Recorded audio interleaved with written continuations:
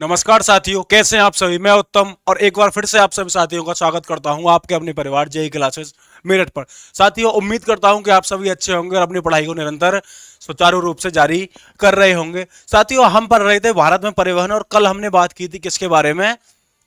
उससे पहले रेल परिवहन, फिर सड़क परिवहन और हम आए थे जल परिवहन। हमने जाना था कि भारत के प्रमुख 12 सबसे बड़े बंदरगाह। तो प्रमुख 12 जो बड़े बंदरगाह हैं उनका जो देखभाल करता है वो करता है the port trust of India, जो कि केंद्र सरकार के कार्य करने वाली एक संस्था है। बाकी छोटे लगभग 284 छोटे बंदरगाहों की देखभाल संबंधित राज्य की राज्य सरकार करती है। चलते हैं इससे आगे और भारत में जानते हैं कुछ वाटरवे के बारे में। तो सबसे पहला जो हमारा वाटरवे हो जाता है साथियों, वो हो जाता है आपका नेशनल वाटरवे वन। सबसे ज्यादा इंपोर्टेंट और सबसे ज्यादा पेपरों में बार बार पूछे जाने वाले प्रश्न है, जो कि इलाहाबाद से हल्दिया तक जाता है। इलाहाबाद उत्तर प्रदेश, हल्दिया कहां पर पड़ता है? पश्चिमी बंगाल में, है ना। तो साथियों, हम देखेंगे कौन से प्रमुख वाटरवे।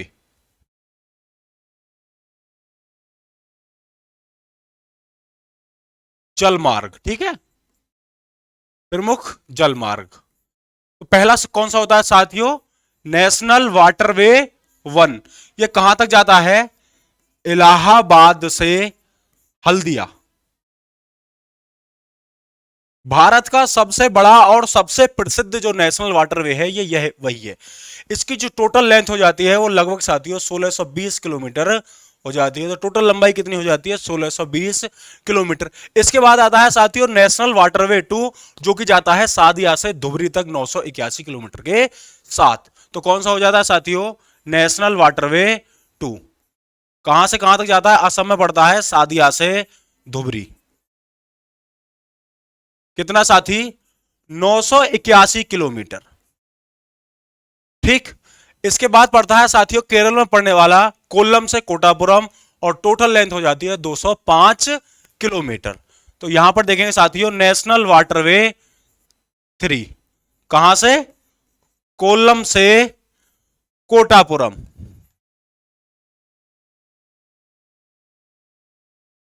कितनी हो जाती है साथियों इसकी? 205 किलोमीटर। फिर साथियों अगला है नेशनल वाटरवे फोर, जो कि जाता है काकीनाडा से मराकड्डम तक, और इसकी जो हाइट लंबाई हो जाती है टोटल लेंथ वो 1095 किलोमीटर, 1095 किलोमीटर, है ना। तो ये तो मिट गया। ठीक। आगे जानेंगे नेशनल वाटरवे फोर, है ना। तो कहां से कहां तक जाता है साथियों? एक काकीनाडा से मराकड्डम। काकी नाड़ा से मराकड्डम। कितनी हो जाती है साथियों इसकी टोटल लंबाई? 1095 किलोमीटर। इसके बाद होता है साथियों आपका नेशनल वाटरवे फाइव।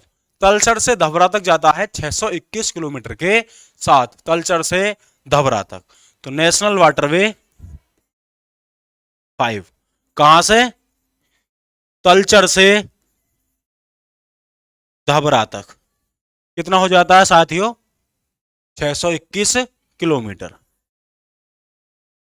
भारत में एक अन्य नेशनल वाटरवे सिक्स प्रस्तावित है, जो कि लखीमपुर से भंगा तक जाता है, और इसकी जो हाई लंबाई हो जाती है साथियों 121 किलोमीटर हो जाती है।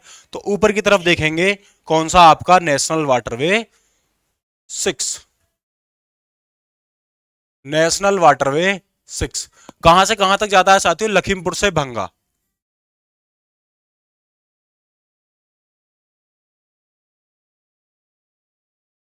कितना है ये प्रस्तावित है? कितनी है? 121 किलोमीटर।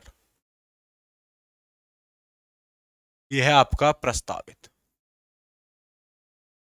तो 121 किलोमीटर प्रस्तावित है। ये थे साथियों आपके सबसे भारत के प्रमुख जलमार्ग।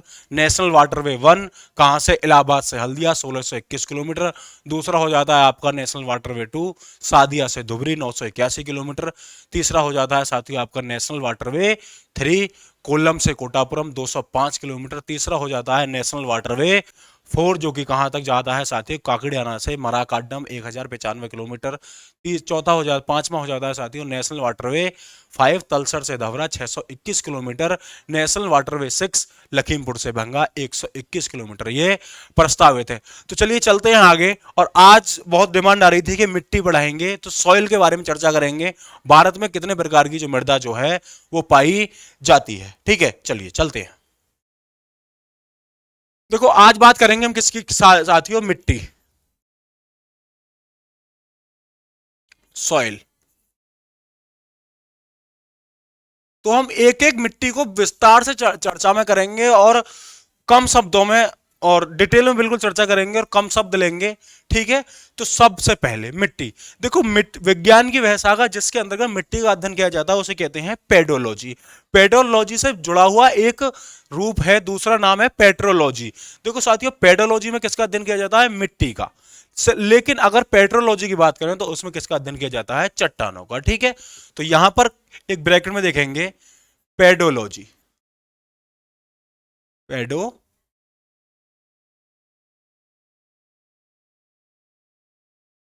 पेडोलॉजी है ना। इसके अंतर्गत किसका किया जाता है, मिट्टी का अध्ययन। दूसरा साथी आपका हो जाता है पेट्रोलॉजी, पेट्रोलॉजी। इसमें किसका अध्ययन किया जाता है साथियों, पेट्रोलॉजी मिट्टी का, और इसमें पेट्रोलॉजी में किया जाता है साथियों चट्टानों का अध्ययन। ठीक है, तो दो एक मिले जुले शब्द है, पेडोलॉजी और पेट्रोलॉजी। पेडोलॉजी में मिट्टी का अध्ययन किया जाता है और पेट्रोलॉजी में चट्टानों का अध्ययन किया जाता है। तो चलिए साथियों, सबसे पहले चलते हैं हम भारत की सबसे पहली मृदा, और जो कि है आपकी जलोढ़ मृदा। ठीक है, जलोढ़ मृदा साथियों मुख्यतः मैदानी भागों में पाई जाती है। ये नदियां अपने साथ जो अवसाद लाकर बहाती हैं उससे इसका निर्माण होता है। पुरानी जो जलोढ़ मृदा है उसे बांगर, और नई को साथियों क्या कहते हैं, खादर कहते हैं।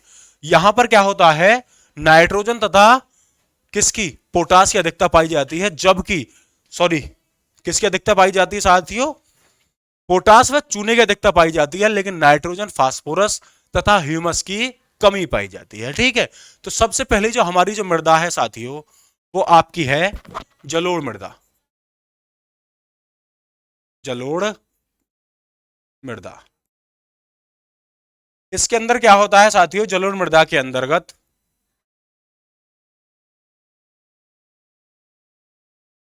खनिज के बारे में बात करें तो क्या होता है साथी, पोटास व चूने की अधिकता पाई जाती है,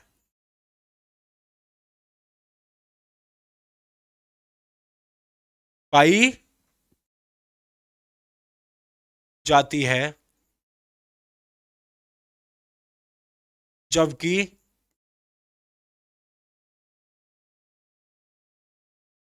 फास्फोरस, नाइट्रोजन तथा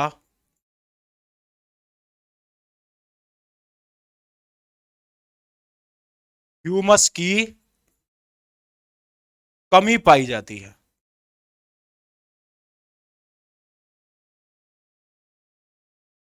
साथियों अगर खनिज के संबंध में बात करें तो इसमें क्या पाई जाती है, पोटास व चूने की अधिकता पाई जाती है, जबकि फास्फोरस, नाइट्रोजन तथा ह्यूमस की कमी पाई जाती है। ठीक है, ये कहां पर मिलती है, सिंधु गंगा तथा ब्रह्मपुत्र के मैदानी भागों में मिलती है।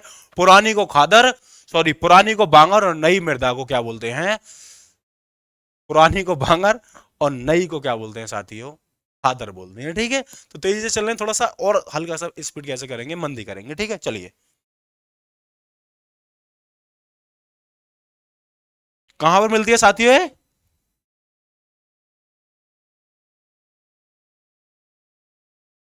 सिंधु गंगा तथा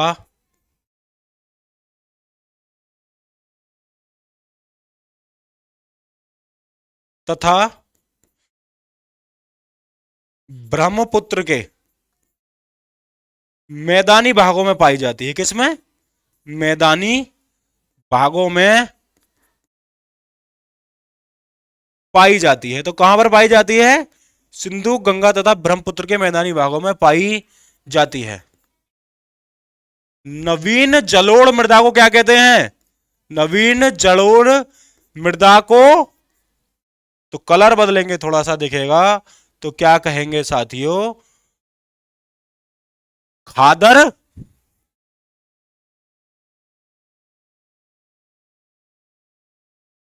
जबकि पुरानी जलोढ़ मृदा को क्या कहते हैं साथियों? बांगर कहते हैं। तो क्या कहते हैं? बांगर कहते हैं। तो ये उत्तर भारत में सबसे ज्यादा पाई जाती है। और इसमें जो फसल होती है वो साथियों कैसी होती है? फसल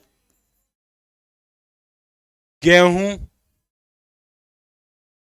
चावल, गन्ना आदि। गन्ना भी हो जाता है। बाकी उत्तर भारत में जितनी फसल होती हैं, गेहूं, बाजरा, ज्वार, ज्वार, बाजरा, मक्का, ये सारी फसलें होती हैं इस पर। ठीक है, तो पहली मिट्टी कौन सी है? जलोढ़ मृदा। ठीक है, पोटास व चूने की अधिकता पाई जाती है, जबकि फास्फोरस, नाइट्रोजन व ह्यूमस की कमी पाई जाती है। सिंधु तथा ब्रह्मपुत्र के मैदानी भागों में पाई जाती है। नवीन जलोढ़ मृदा को खादर, जबकि पुरानी जलोढ़ मृदा को बांगर कहते हैं। फसल गेहूं, चावल, गन्ना आदि। साइड में हो जाता हूं, इसकी सुन ले लो। ठीक है, हाँ, ये सारी थी आपकी जलोढ़ मृदा के बारे में। चलिए दूसरी मृदा पढ़ेंगे सीधे आराम से। और जो दूसरी मृदा होगी हमारी वो कौन सी होगी? काली मिट्टी। काले कलर से काली मिट्टी है ना।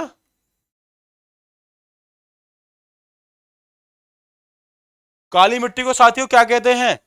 रेगुर मिट्टी भी कहते हैं। तो काली मिट्टी को क्या कहते हैं साथियों? रेगुर।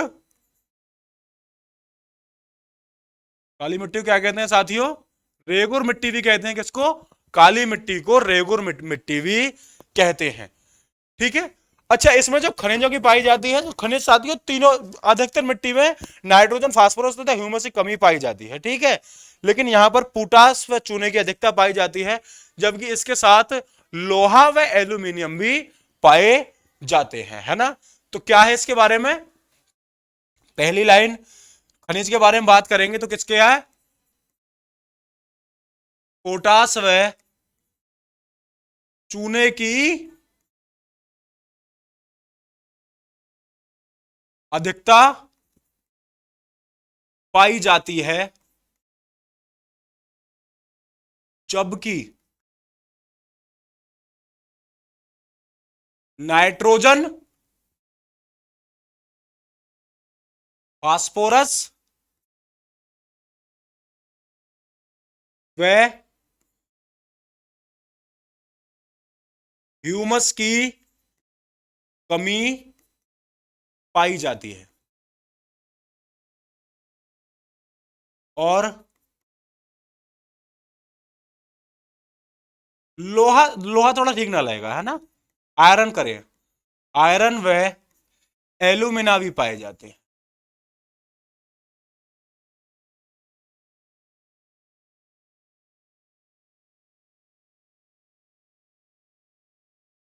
ठीक है, तो पोटास व चूने की अधिकता पाई जाती है, जबकि नाइट्रोजन, फास्फोरस व ह्यूमस की कमी पाई जाती है, और आयरन व एल्यूमिना भी पाए जाते हैं। आगे बात करेंगे। देखो, इस मिट्टी का जो निर्माण हुआ है वो बेसाल्ट चट्टानों के द्वारा हुआ है, इसलिए इस मिट्टी के कण क्या होते हैं? बहुत ज्यादा बारीक होते हैं। और यह मिट्टी महाराष्ट्र और प्रायद्वीपीय भारत और कुछ राजस्थान के हिस्सों में भी पाई जाती है। और इसकी जल अवशोषण क्षमता सबसे ज्यादा होती है। और ये जब जल इसमें सूखता है, ये अपने आप फट जाती है, इसलिए स्वतः जुताई वाली मृदा भी कहते हैं। इस मिट्टी में कपास, गन्ना, मूंगफली आदि बहुत अच्छी क्वालिटी से होते हैं, क्योंकि महाराष्ट्र गन्ने में जो मिठास होती है वो इसी मिट्टी के कारण होती है। ठीक है, चलिए चलते हैं।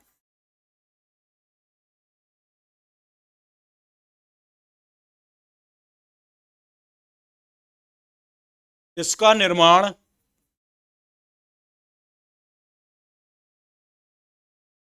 बेसाल्ट चट्टानों के द्वारा होता है। इसलिए इसके कण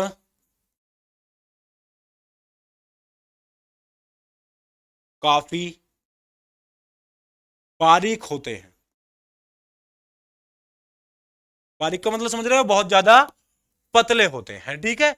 इसका निर्माण बेसाल्ट चट्टानों के द्वारा होता है, इसलिए इसके कण ज्यादा, साथियों, काफी ज्यादा बारीक होते हैं। टिटनी फेरस मैग्नेटाइट के कारण इसका रंग कैसा होता है? काला होता है ना। तो किसके कारण? टिटनी फेरस मैग्नेटाइट के कारण इसका रंग कैसा होता है साथियों? काला होता है, कौमा इसकी जल अवशोषण क्षमता,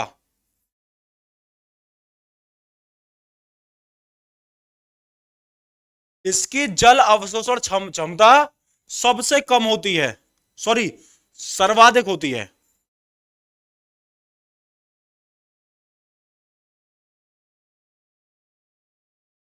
इस मिट्टी को स्वतः जुताई वाली मृदा भी कहते हैं। रीजन बताया था, क्या होती है? मिट्टी सूखने पर चटक जाती है, इसमें बहुत बड़ी बड़ी दरारें देखने को मिल जाती है ना। तो इसे स्वतः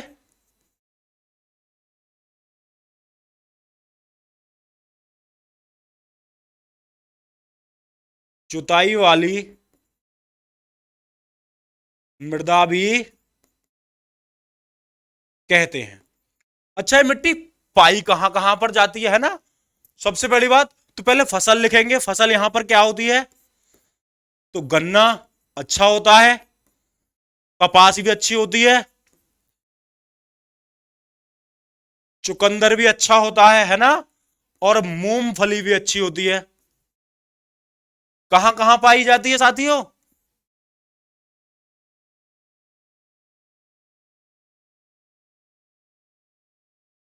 महाराष्ट्र व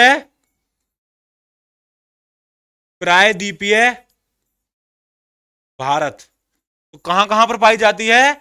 महाराष्ट्र व प्रायद्वीपीय भारत में यह पाई जाती है। एक बार देखेंगे कि काली मिट्टी पोटास व चूने की अधिकता के कारण अधिकता पाई जाती है, जबकि नाइट्रोजन, फास्फोरस व ह्यूमस की कमी पाई जाती है, और आयरन व एल्यूमिनियम भी पाए जाते हैं। इसका निर्माण जो होता है वो बेसाल्ट चट्टानों के द्वारा होता है, इसलिए इसमें कण काफी बारीक होते हैं।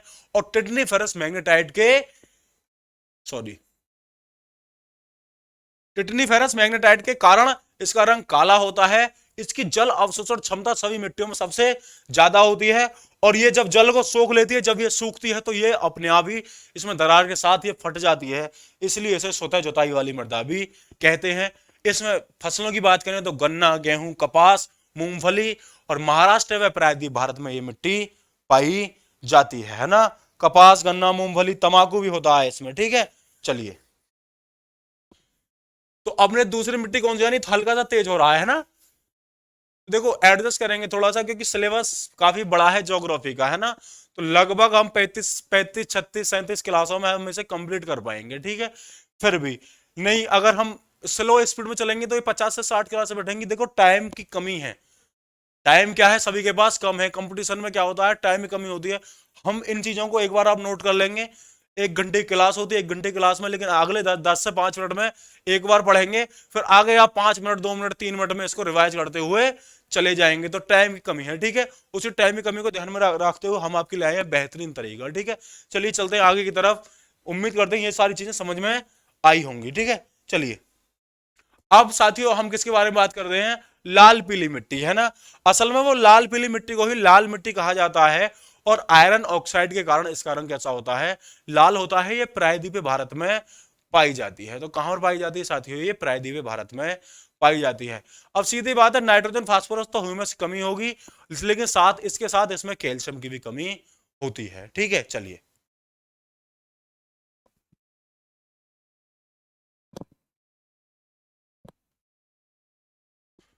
चलिए, तो अगली जो मृदा है वो हमारी कौन सी है? लाल पीली मिट्टी। कौन सी है साथियों? लाल पीली मिट्टी। अच्छा, अगर पोटास व चूने की अधिकता पाई जाती है ना, कमी नहीं थी, सॉरी, अधिकता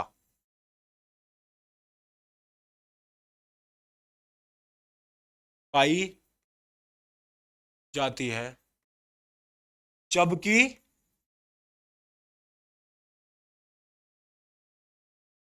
नाइट्रोजन, फास्फोरस,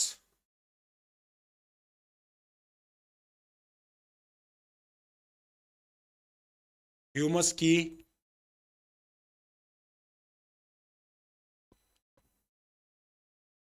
कमी पाई जाती है।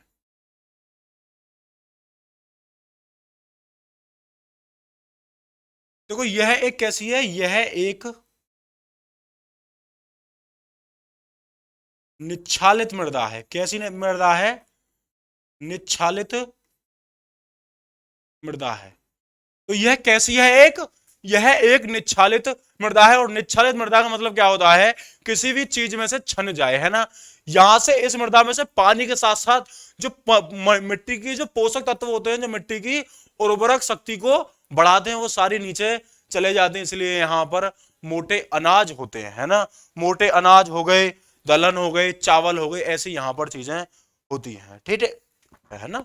तो यह एक निच्छालित मृदा है, ठीक है। ये कहां पर पाई जाती है? तो यह प्रायद्वीपीय भारत में पाई जाती है। तो कहां पर?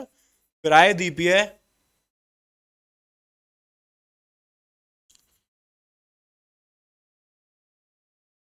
प्रायद्वीपीय भारत में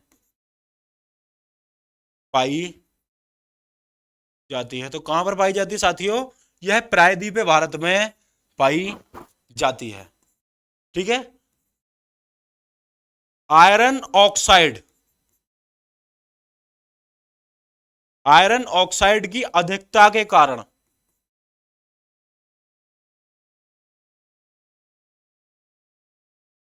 इसका रंग लाल होता है।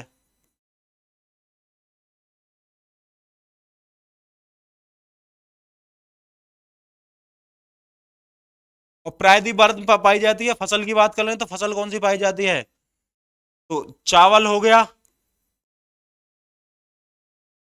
मोटे अनाज हो गए, है ना। चावल, मोटे अनाज और दलहन।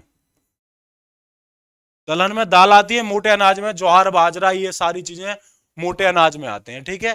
तो यह एक निच्छालित मृदा है, यह प्रायद्वीपीय भारत में पाई जाती है, ठीक है।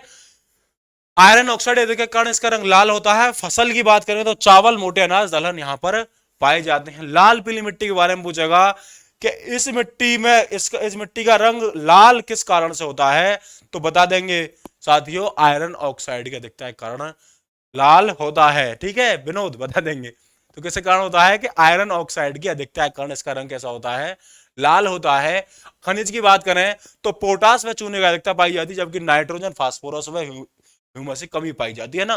कैल्शियम जो हमारे मानव के शरीर में काम करता है ना, वही ठीक कैल्शियम पेड़ों के संबंध में काम करता है, ठीक है। फास्फोरस एक ग्रोथ देता है, नाइट्रोजन नमी के साथ साथ ग्रोथ भी देता है।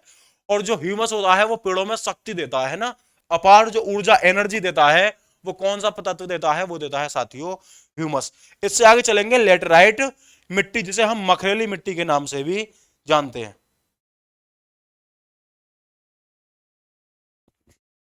चलिए आगे हमारी जो अगली मिट्टी है, एक बार देखेंगे कितनी मिट्टी होगी हमारी। तो सबसे पहले जलोढ़ मृदा पहले नंबर पर।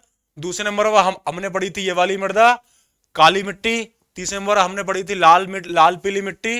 अब आते हैं हम चौथी मिट्टी पर, और वो हमारी चौथी मिट्टी कौन सी हो जाती है साथियों?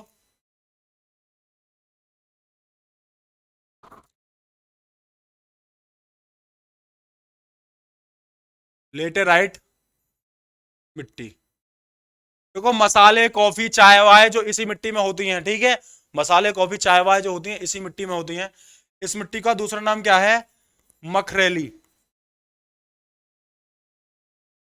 कौन सा है? मखरेली मृदा, ठीक है। चलो यहां पर एक चीज देखेंगे साथी, मखरेली मृदा लेटेराइट मिट्टी।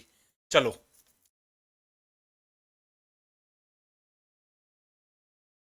लोहे के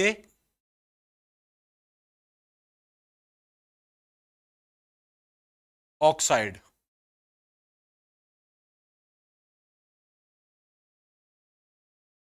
लोहे के ऑक्साइड व पोटास की अधिकता पाई जाती है,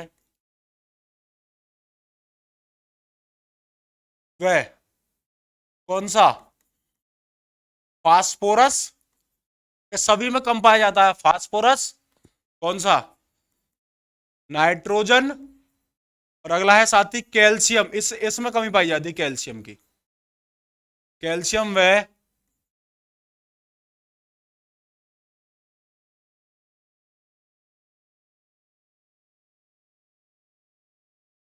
ह्यूमस की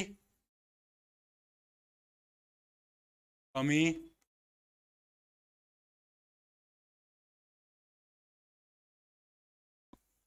तो लोहे के ऑक्साइड व पोटास की अधिकता व फास्फोरस, नाइट्रोजन व कैल्शियम व ह्यूमस की कमी पाई जाती है। ठीक है, तो साथियों ये कैसी मृदा है?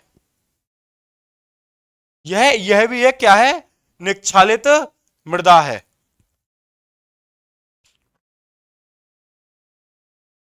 चलो, इसके बारे में जानेंगे थोड़ा सा, ये कहां पर पाई जाती है। यह मिट्टी कहां पर पाई जाती है? कि जहां पर अधिक वर्षा होती है और उच्च तापमान होता है, तो उस क्षेत्र में पाई जाती है। एक निच्छालित मृदा है जिसे सिलिका और चूना नीचे बहकर चले जाते हैं। ठीक है, यहां पर कहवा हो गया, चाय हो गया, काजू हो गए, मसाले हो गए, इन तरह की यहां पर खेती की जाती है। तो क्या लिख रहे थे? यह मिट्टी अधिक वर्षा व उच्च तापमान वाले क्षेत्रों में पाई जाती है। तो कहां पर पाई जाती है यह मिट्टी? अधिक वर्षा व उच्च तापमान वाले क्षेत्रों में पाई जाती है। जैसे कहां पर पाई जाती है? तो साथियों ये मिलती है केरल, कर्नाटक तथा तमिलनाडु। तो केरल, कर्नाटक तथा तमिलनाडु में यह मिट्टी मिलती है। ठीक है, तो ये मिट्टी कहां मिलती है? अधिक वर्षा तथा उच्च तापमान वाले क्षेत्रों में यह मिट्टी पाई जाती है। ठीक है, यह कैसी मृदा है? तो यह एक निच्छालित मृदा है। मतलब इससे क्या है, पोषक तत्व कमी हो जाती है और पोषक तत्व में चूना तथा सिलिका पानी के साथ अंदर बहकर चले जाते हैं। देखो मुख्यतः साथियों खेती कितनी जमीन में होती है, तो जो जमीन का तल होता है उससे 6 सेंटीमीटर अंदर तक खेती की जड़ें होती हैं। अगर नॉर्मल हम फसलों की बात करें, तो अगर वो ही अच्छी क्वालिटी होगी तो हमारी फसल निश्चित ही ठीक होगी। लेकिन अगर 1-2 फुट से नीचे पोषक तत्व चले जाएं तो वो हमारे लिए बिल्कुल बेकार है। ठीक है, और निच्छालित मृदा का तो हम कुछ कर ही नहीं सकते। हमने ऊपर वाली परत हटा दी तो नीचे वाली तो निच्छालित है, फिर नीचे वाली परत से वो चीजें निकलकर और अंदर चली जाएंगी, है ना। तो क्या है? यह एक निच्छालित मृदा है।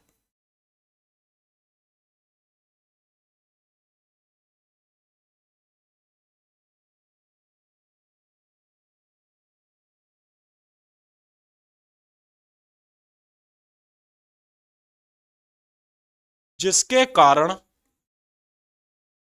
कौन सा? चूना व सिलिका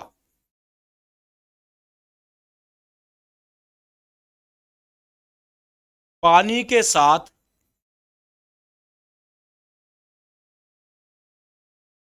जमीन के अंदर चले जाते हैं। जिसके यह एक निच्छालित मृदा है जिसके कारण चूना व सिलिका पानी के साथ अंदर जमीन के अंदर चले जाते हैं और पोषक तत्वों की कमी हो जाती है। लेकिन इसमें जो फसलें होती हैं, तो फसल एक बार देख लेंगे तो कौन कौन सी फसलें होती हैं। तो फसल देखेंगे साथियों, फसल कौन कौन सी होती हैं। कॉफी के बीज को ही साथियों क्या कहते हैं? कहवा। चाय हो गई, मसाले हो गए और काजू हो गई, है ना। तो काजू चाहिए तो लेटराइट मिट्टी होनी ही चाहिए, ठीक है। तो अच्छी क्वालिटी की काजू होती है वो किस में होती है, लेटराइट या फिर मखलेरी मिट्टी में होती है। तो यह एक निच्छालित मृदा है, जैसे कर्ण, चूना व सिलिका पानी के साथ जमीन के अंदर चले जाते हैं। फसल कौन कौन सी होती है, कहवा, चाय, मसाले और काजू।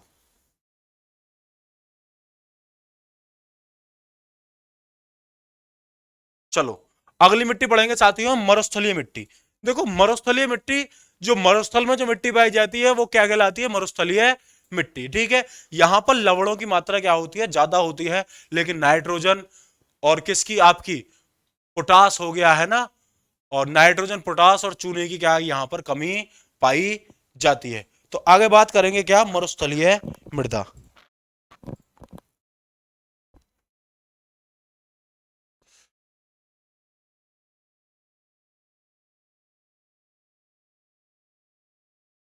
मरुस्थलीय मृदा,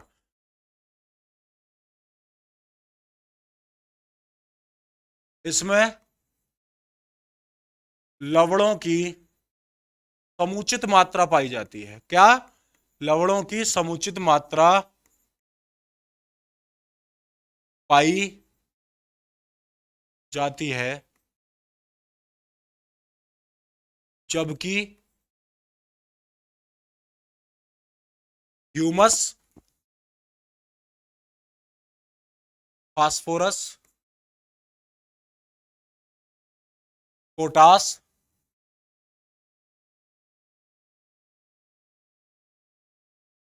और नाइट्रोजन की कमी पाई जाती है।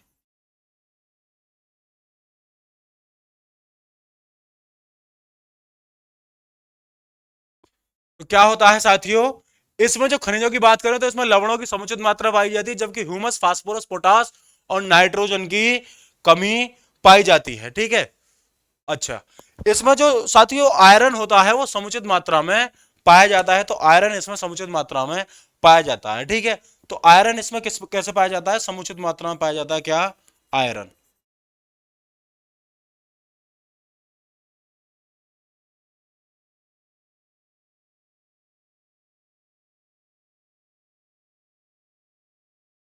पाया जाता है,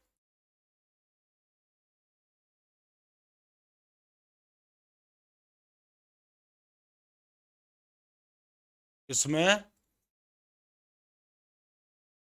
समुचित मात्रा में पाया जाता है। साथियों ये जो मरुस्थलीय मृदा होती है ये अनिच्छादित मृदा होती है, मतलब अगर ये सिंचित क्षेत्र में चली जाए और जहां पर नदियां वदियां आ जाएं तो इसकी जो उर्वरक शक्ति है फिर से क्या हो सकती है, बढ़ जाती है, और ये अच्छी क्वालिटी की मृदा, और फिर से इसमें फास्फोरस का गुण विद्यमान हो जाता है, तो फिर से फास्फोरस इसमें वापस आ जाती है। तो यह कैसी मृदा है, तो साथियों यह है अनिच्छादित मृदा, या भी लिख सकते हैं यह मृदा निच्छालित नहीं है। सिंचित क्षेत्रों में इसकी उर्वरक शक्ति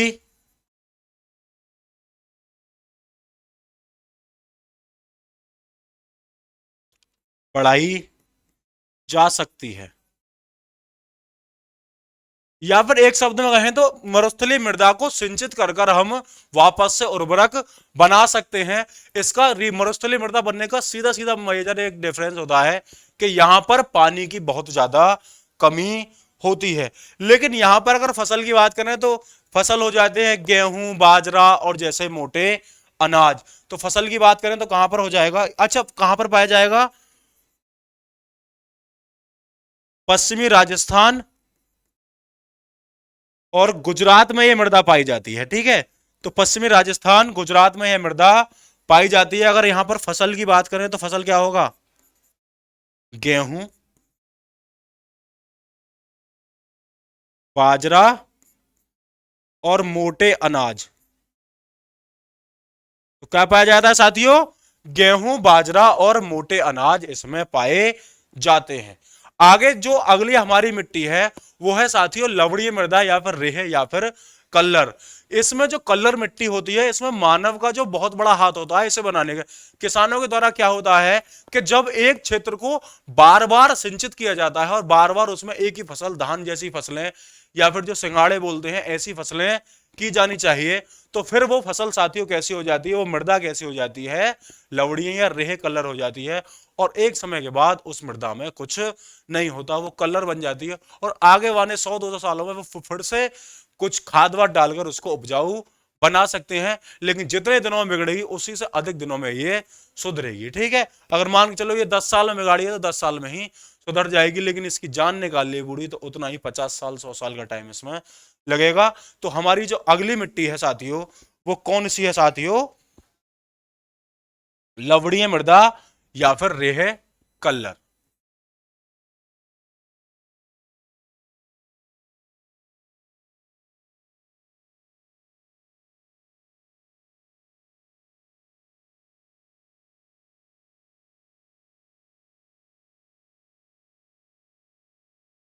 लवणीय मृदा या फिर रेह या कल्लर बोलते हैं। और कल्लर को बनाने का महत्वपूर्ण योगदान इसमें किसका है, मानव का। ये प्रकृति ने नहीं बनाई है, आप लोगों ने बनाई है। कुछ लोग नमक लगा देते हैं, है ना, सोडियम क्लोराइड होता है नमक में, नमक लगा दिया और उसकी जो उर्वरक शक्ति है वो पूरी ले ली, वो जान निकाल लेती है। जिस तरीके से आपको क्या हो, कोई एस्टेरॉइड या फिर इंजेक्शन विंजेक्शन लगा के दौड़ा दिया जाए तो आपकी तो शक्ति बिल्कुल खराब हो जाएगी ना, ठीक उसी तरह से। ठीक है, इसमें तो साथ ही इसमें खनिज की बात करें, सोडियम मैग्नीशियम व पोटेशियम की मात्रा अधिक होती है। किसकी मात्रा होती है, सोडियम मैग्नीशियम व पोटेशियम। तो किसकी मात्रा, सोडियम मैग्नीशियम और पोटेशियम की मात्रा क्या होती है, अधिक होती है। सोडियम मैग्नीशियम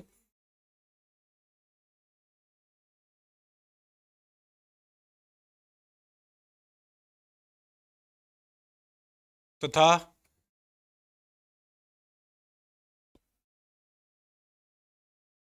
पोटेशियम की मात्रा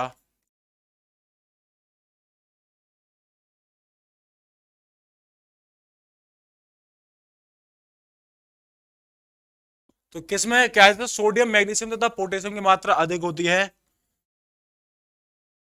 नाइट्रोजन तथा फास्फोरस की कमी होती है ना, साथ में ह्यूमस भी लिख देंगे तो सभी इस मृदा में ह्यूमस की क्या होती है, कमी होती है। ठीक है,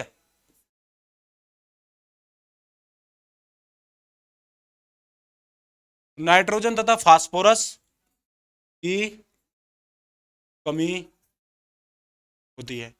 साथियों इसका कोई विशेष क्षेत्र नहीं है कि एक विशेष क्षेत्र में ये पाई जाती हो, है ना, लेकिन अत्यधिक वर्षा व निच्छा के कारण यह मृदा कैसी हो जाती है, अम्लीय हो जाती है। ठीक है, चलिए आगे जानेंगे कि इस मृदा को किस तरीके से बढ़ाया जा सकता है।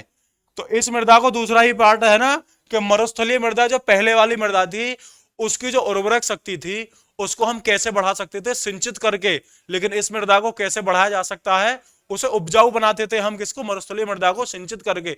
लेकिन इसको लवणीय मृदा रेह कलर को हम अपनी जो मृदा है जैसे कि बांगर मृदा है उससे अत्यधिक सिंचित करके इसमें क्या कर सकते हैं, बढ़ा सकते हैं, है ना। पश्चिमी गुजरात, पश्चिमी राजस्थान, है ना, और सुंदरबन के डेल्टा प्रदेशों में ये पाई जाती है वैसे, और वैसे ये हर क्षेत्र में पाई जाती है। ठीक है, चलिए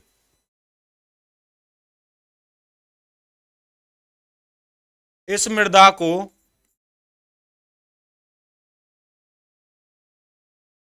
सिंचित करके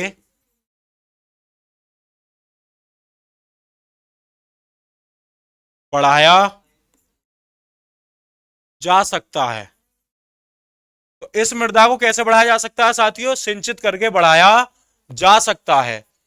यह कहां पर पाई जाती है, तो अगली लाइन से लिखेंगे, कहां पर पाई जाती है, पश्चिमी गुजरात, राजस्थान तथा सुंदरवन डेल्टा प्रदेशों में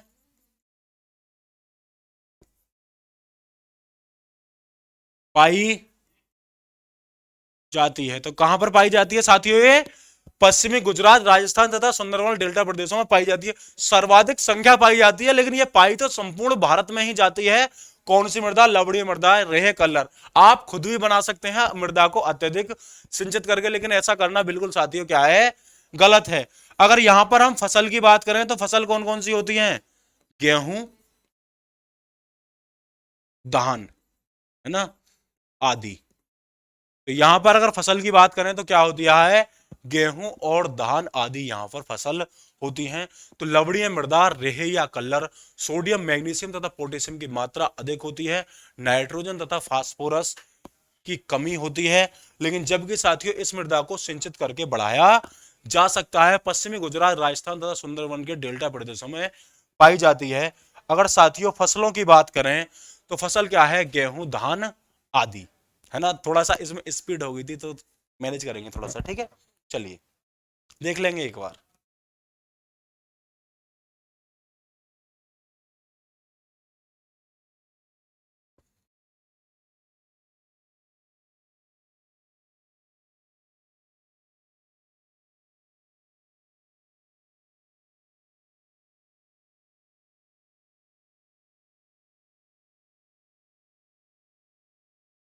चलिए चलते हैं हम अपने अगले पेज की तरफ। और अब हम पढ़ेंगे कौन सी? पीट या फिर दलदली मृदा। देखो घुलनशील लवण इसमें पाए जाते हैं, लेकिन नाइट्रोजन, ह्यूमस और आपकी फास्फोरस की क्या पाई जाती है? कमी पाई जाती है, ठीक है। तो ये कौन सी है? पीट या फिर दलदली मृदा।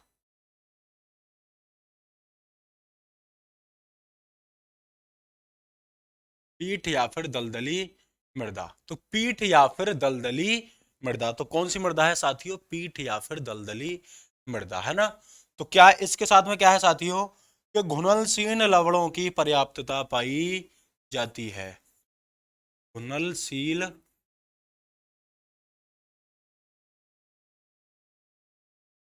लवणों की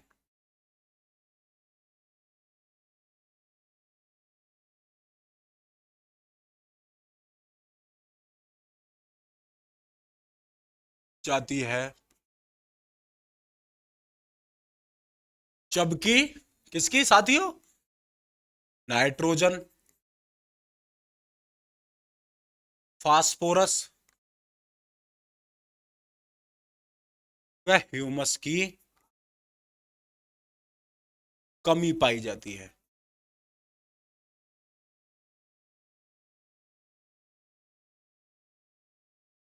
तो किसकी? घुलनशील लवणों की पर्याप्तता पाई जाती है, जबकि नाइट्रोजन, फास्फोरस व ह्यूमस की कमी पाई जाती है।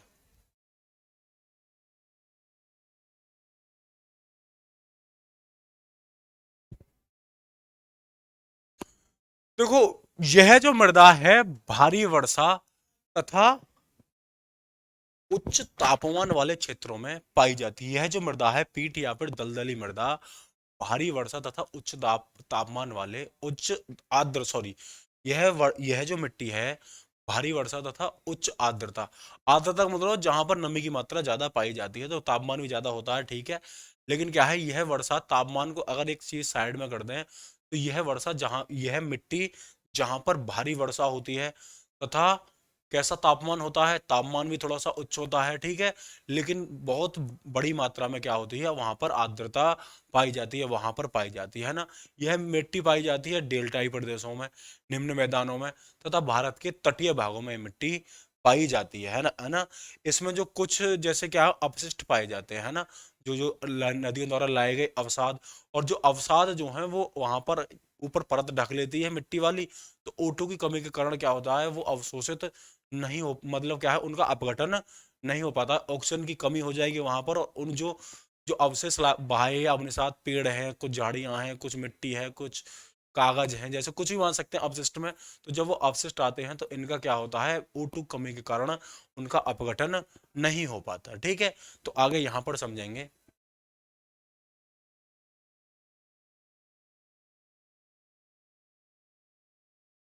यह मृदा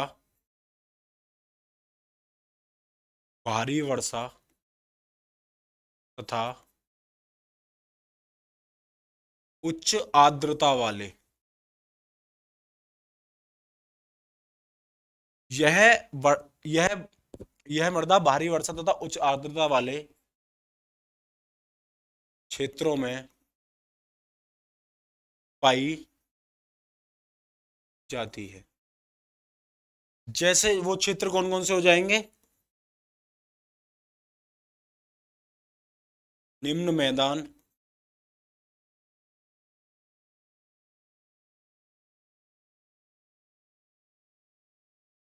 डेल्टाई प्रदेश,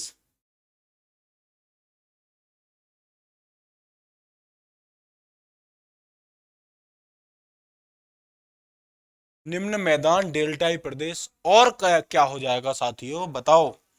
तटीय मैदान।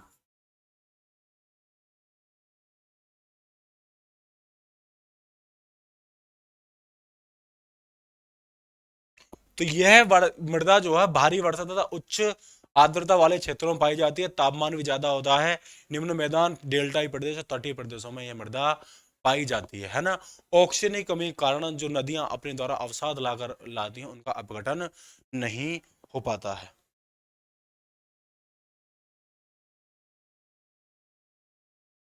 तो यहां पर लिखेंगे जैविक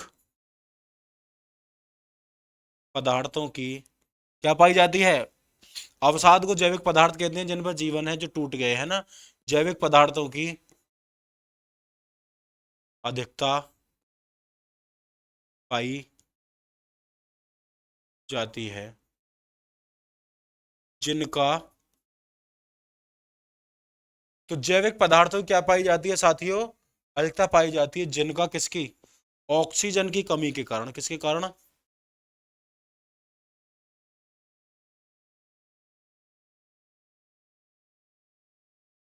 ऑक्सीजन की कमी के कारण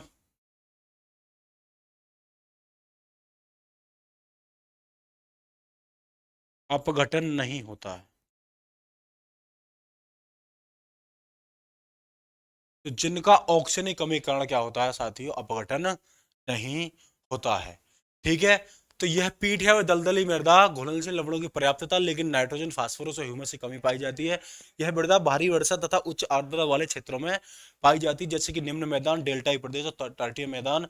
जैविक पदार्थों की अधिकता पाई जाती है जिनका ऑक्सीजन की कमी के कारण क्या होता है? अपघटन नहीं होता है। ठीक है, चलिए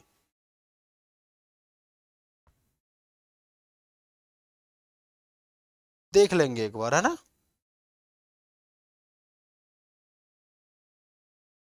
देखो, इसमें अगर दलदली मृदा की बात करें, जहां पर दलदली मृदा की पाई जाती है यहां पर वनस्पतियों की वृद्धि अच्छी होती है ना। तो यहां पर एक लाइन लिख लेंगे, वनस्पतियों की वृद्धि अच्छी होती है। तो क्या होती है यहां पर?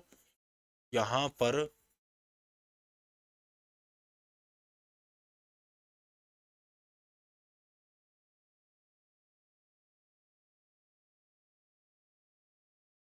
अच्छी होती है। तो यहां पर क्या होती है साथियों? वनस्पतियों की वृद्धि अच्छी होती है। तो किसकी वृद्धि अच्छी होती है साथियों? वनस्पतियों की वृद्धि अच्छी होती है। चलिए चलते हैं हम आगे की तरफ और अंतिम मृदा जानेंगे जो कि है हमारी पर्वतीय मृदा। तो कौन सी है? पर्वतीय मृदा। जो आठवीं हमारी जो मृदा है वो साथी कौन सी है? पर्वतीय मृदा। चलिए चलते हैं। आठवीं जो हमारी मृदा है वो कौन सी है? पर्वतीय मृदा।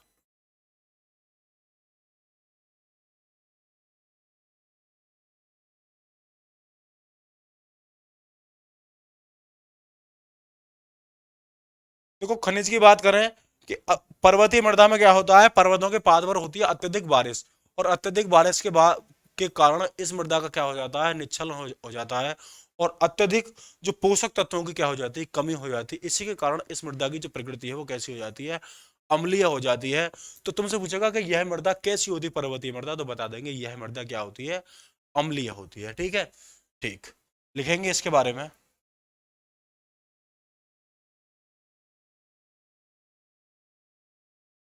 पर्वतों के पाद में, पाद का मतलब होता है साथियों पैरों में, है ना। तो पर्वतों के पाद में अत्यधिक वर्षा के कारण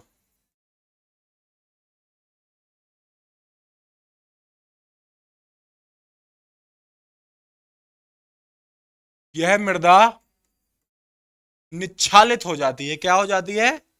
निच्छालित।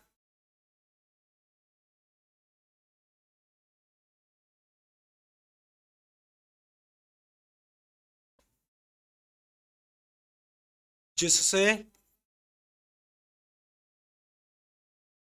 पोषक तत्वों की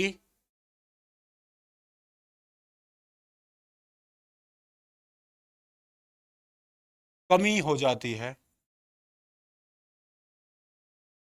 जिससे पोषक तत्वों की कमी हो जाती है और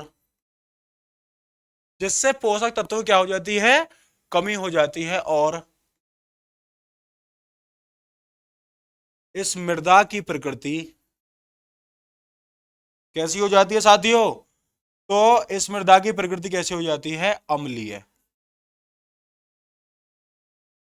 इस प्रता इस जो मृदा की प्रकृति है वो कैसी हो जाती है? अम्लीय हो जाती है।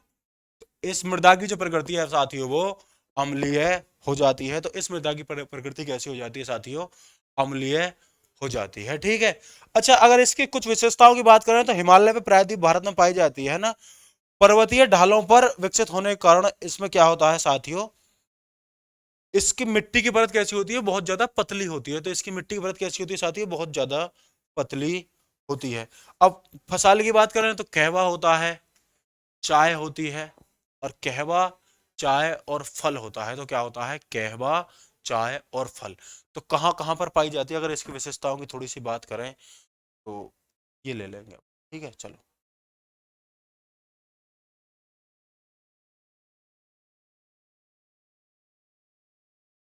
हिमालय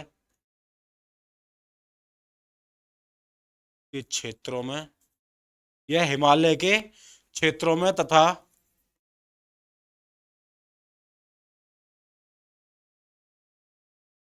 प्रायद्वीपीय,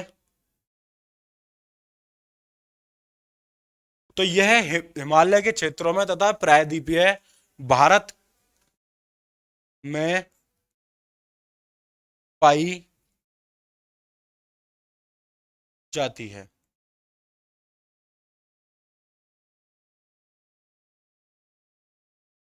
पर्वतों की ढाल पर विकसित होने के कारण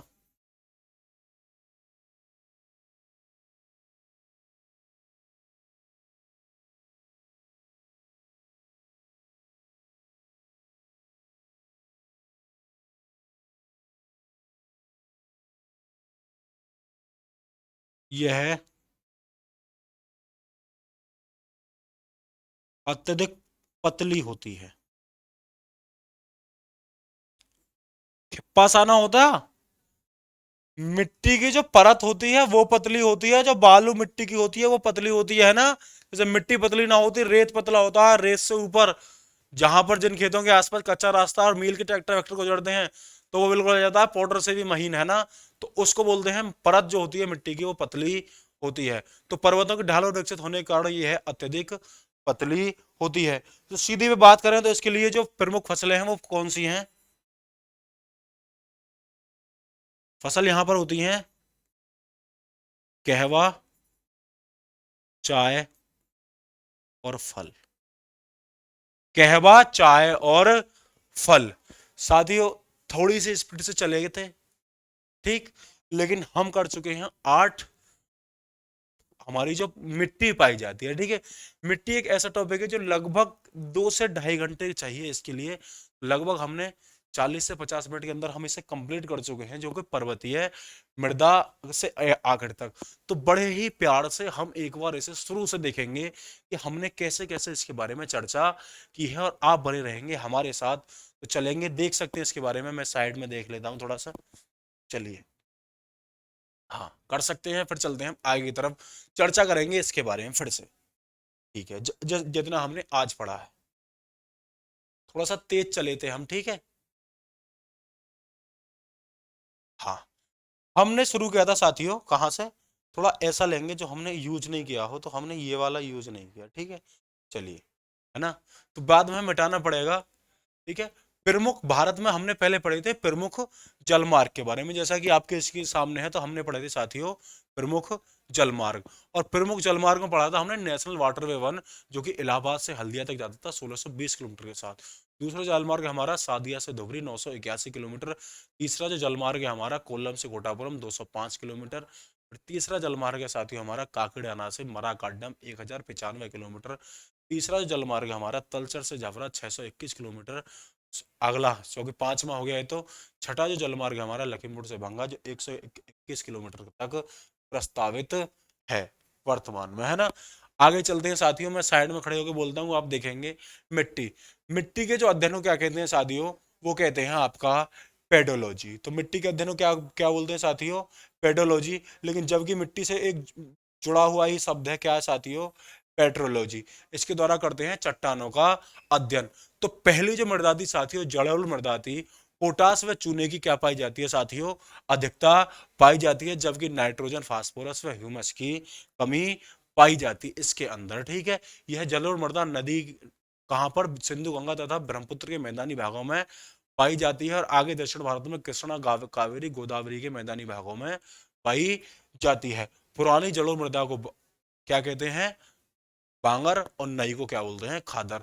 फसलों की बात किया है तो गेहूं चावल गन्ना आदि अधिकांश फसलें इसमें हो जाती हैं, ठीक है। चलो चलते हैं आगे की तरफ। हमने पहले पढ़ी थी काली मिट्टी, जिसे हम रेगुर मिट्टी के नाम से भी जानते हैं, और इसका एक दूसरा उपनाम है स्वतः जोताई वाली मृदा।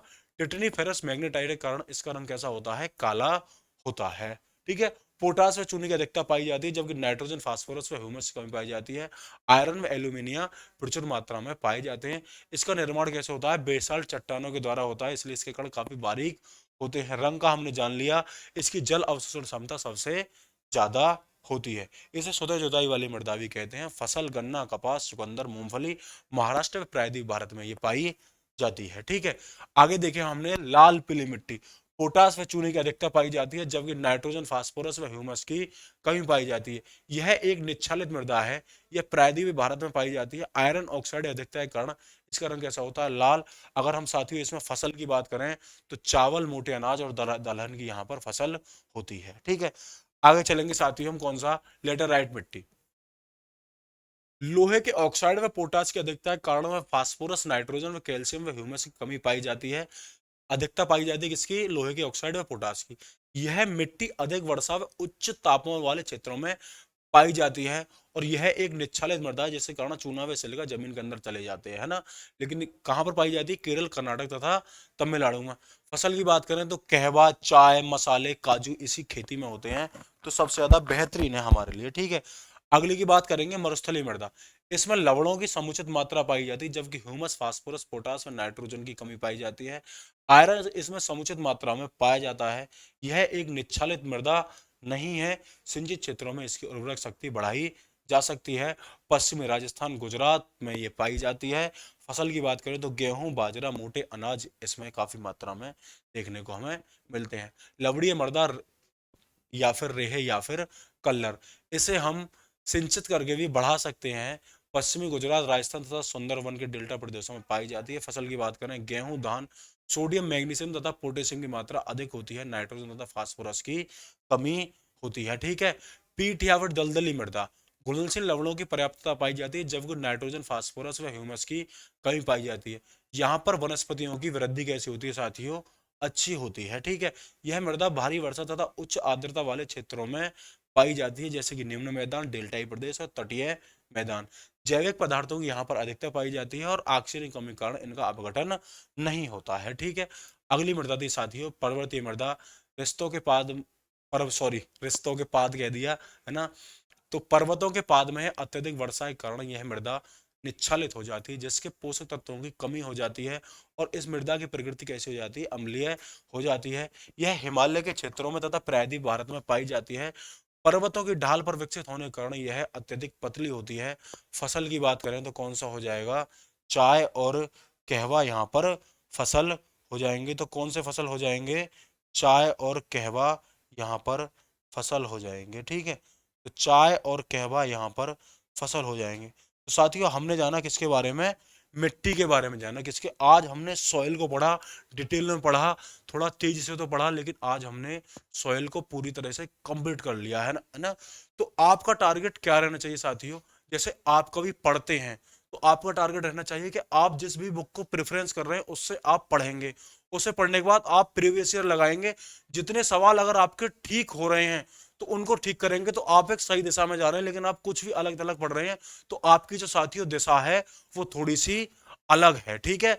तो साथियों आज की क्लास को हम यहीं तक रखते हैं, मिलते हैं आपसे इसी जोश और जुनून के साथ कल। Thank you so much.